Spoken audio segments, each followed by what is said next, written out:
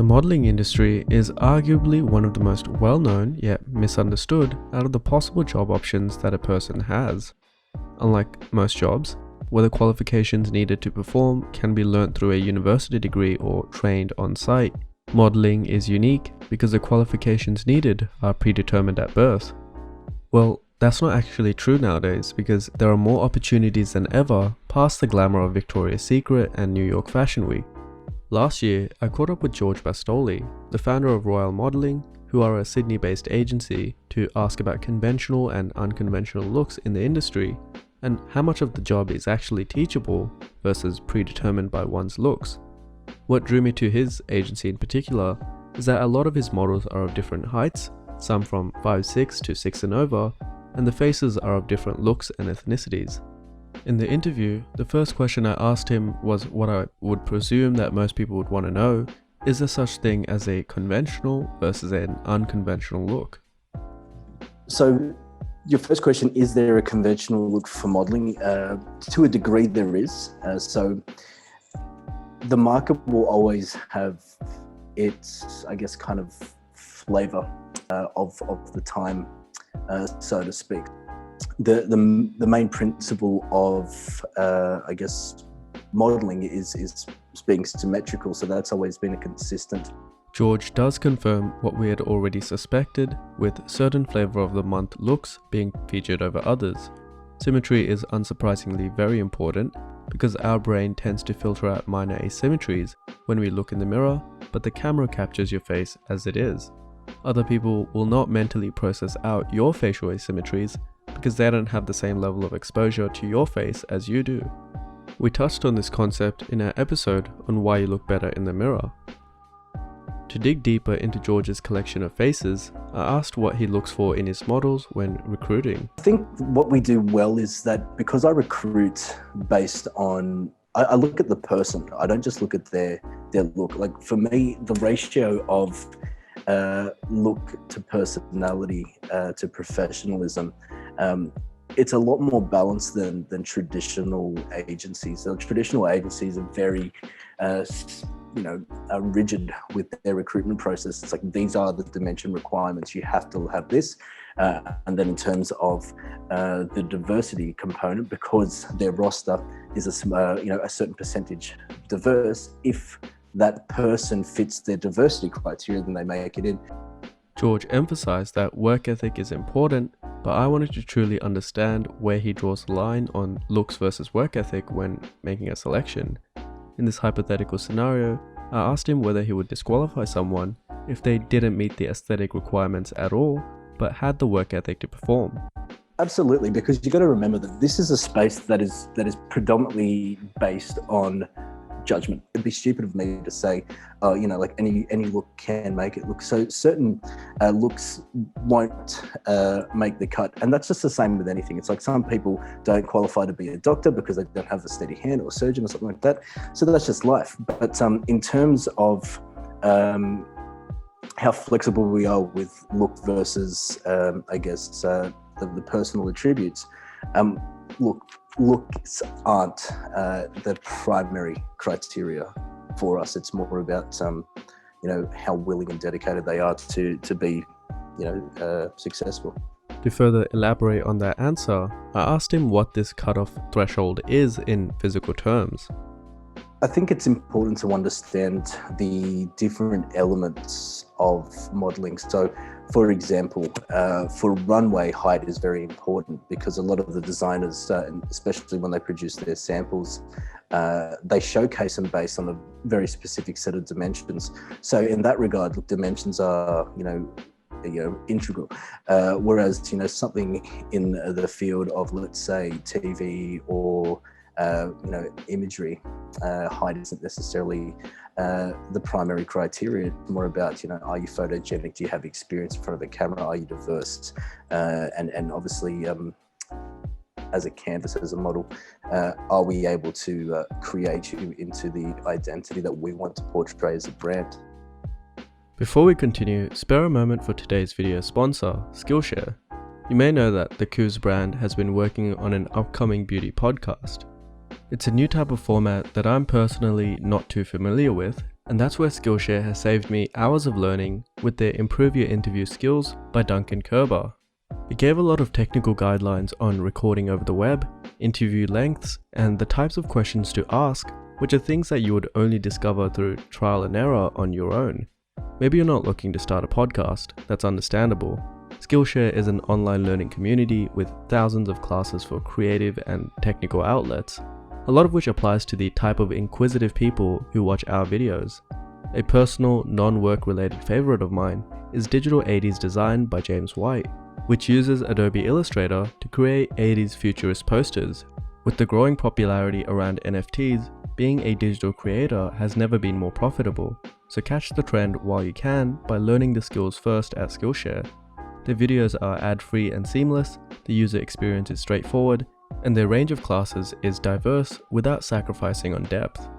At less than $10 a month, it's very affordable for what you're getting. The first 1,000 people to use the link in the description will get a free trial of Skillshare Premium membership, so support the brands that support us by paying them a visit at least. Going back to our initial question on how much of modeling is predetermined, according to George, it depends on the line of work that you're going into, where certain fields like runway have more stringent height and dimension requirements, whereas others such as print and TV are much more reliant on how well you look for the camera. George also adds that there's a training element that comes secondary to meeting the base requirements for the modeling field that you want to go into. It's where do they fit in, and of the categories in the modeling space, whether it be the editorial, the e-commerce, etc. If they can't fit into any category, or they don't have any potential in that category, then obviously they're not suitable. But if they have potential in specific categories, then for me, it's not a process of you can be a model. It's you can be a model in this category. So it's a training element. It's a process of education and guidance, as opposed to just sending people opportunities that they're not going to be suitable for. The requirement, however, can change with industry demands, and so here we delve deeper into what drives a certain look. Society plays a big part in it as well. So let's go back pre-Kardashian era, for example, because that's a very easy milestone to remember. So before then, what was trending and what was consistent was very much a size 4 to 6 type aesthetic for talent. The industry, and I'm talking from the Australian standpoint, was heavily influenced by fashion editorials. So very defined cheekbones, very much that runway model sort of look. And then the Kardashian era kicked in, and then curves were celebrated. And then what happened is that what once was a size say 4 to 6 talent with very defined facial features moved into someone that was a bit more curvaceous and a bit more approachable, and it really does play a part in terms of that, because at the end of the day, with any sort of modeling and any sort of imagery, it falls under the Department of Marketing. So brands, regardless of their size or their industry, what they're doing with their imagery is that they're trying to engage with their audience and their client base, and really, you would be silly to not follow what your client base is interested in. If you meet these certain looks and dimensions, then the next obvious question is, how can you get scouted? Scouting is quite heavily influenced by me as an agent, by the clients that we work with and the clients that we want to work with. So for example, some of our clients, let's say JD Sports, Rebel Sport, that are very much in the fitness and lifestyle space, and they represent brands like Adidas, Nike, etc., Reebok, and ongoing. When we're looking at scouting for them specifically, we're looking at people that don't necessarily just have a fitness aspect, but they have that fitness and lifestyle aspect that those brands like, and then obviously the aesthetic to roll with it as well. How do we scout? Look, it's everywhere. Like I can be scouting someone on my way to go grocery shopping. I've scouted people dressed like I look like I'm homeless. I've scouted people in a 3-piece suit at fashion events. I've also got my team scouting people on Instagram and social media all the time. We've got people that apply to join us as well, because our brand is also quite social. At social events, people have the opportunity to engage with myself, my management team, and get in front of us in that degree as well. And who we take on board is really going to come down to two things mainly. One, does this person fit in with our current and future client base? And two, are we at capacity where we don't have resources to develop them to a level of being, let's just call it profitable, or are we currently taking people on board where we can do that? Now, you may have noticed that some of the bigger agencies may have a disproportionately large number of signed models relative to their size. Here I asked George if, as a business, it is more profitable to have as many models signed versus a select few. There are some agencies out there that have a very much let's buy up market share, and they go sign each and every person out there. And the specific reason why they do that is because, look, we don't necessarily have the time and energy to invest into this person, but they could be good for one of our competitors, so we might as well take them on board so that they don't succeed with anybody else. That's a strategy I don't necessarily agree with. Some people find more advantage by having an army of thousands, but I'd rather have that 300. That's more in terms of where we fit in. Most agencies sign a model and provide an initial investment into them in the hopes of making their money back down the line through high-end bookings. What each agency provides in terms of their initial investment varies greatly from one to another, and so George here elaborates on what his agency in particular is providing his models. One of the statistics that I sat on for a few years, because we've been doing this for a while, is that of the people that apply to us, we get about 100 applications a week. We probably accept less than 5%. So that's 1 to 5 out of 100. And the main reason for that being is that there is a bit of a timeline between person and potential. And in between there is, I guess, actuals. The actuals are they getting jobs? What sort of jobs are they getting, etc. So what I found is that because we're not accepting such a big percentage, and because we're so busy, and this is just us and everybody else, the people that aren't getting in aren't really able to find any sort of direction. So I've just started a training academy that's it's relatively in its infancy, but man, it has really hit the market hard in terms of popularity, because what we do in that space is I just tell people, like, from the start, or no matter how long they've been in the space, this is what you need to be doing to be profitable. And I'm very black and white. Like, I am obviously mindful of people's feelings, but I'd rather tell it to you straight than sugarcoat it. Some people, they're shooting themselves in the foot because their attitude sucks and they feel like they're entitled and everything comes to them. That's why they're not getting things. Other people are basically investing in the wrong area. They're going down the pathway of trying to be an impactful glamour model, when in reality they should be focusing on lifestyle. So it's that lack of direction that we're catering for with our training academy. Every day, without a doubt, I'm so on the pulse with my team with training tips, contacting my people about what they're doing. When my people go to castings, I'm giving them a heads up. Like, I pretty much work 24/7 in this space, and I'm, as you can see, I'm not shy to communicate. I'm very happy to tell you what needs to be done so that you get the best result. A question that I ask every model and agency owner in this space is the influence of social media. It's known that clients prefer models with larger social media followings because it provides free exposure, for instance, in behind-the-scenes stories.